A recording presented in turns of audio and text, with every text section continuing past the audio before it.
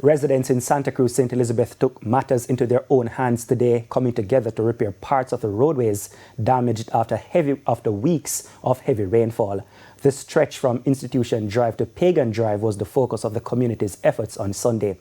Speaking with motorists, they expressed frustration about the matter.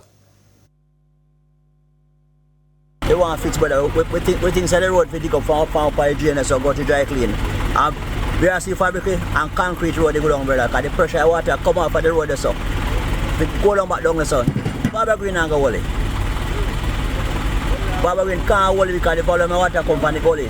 Under there so we go down the sun. Then if you strip the road from dry clean come up and BRC fabricate and pour with concrete. The people also voiced disappointment to the response from their elected representatives and other relevant authorities, citing delays in addressing the issue.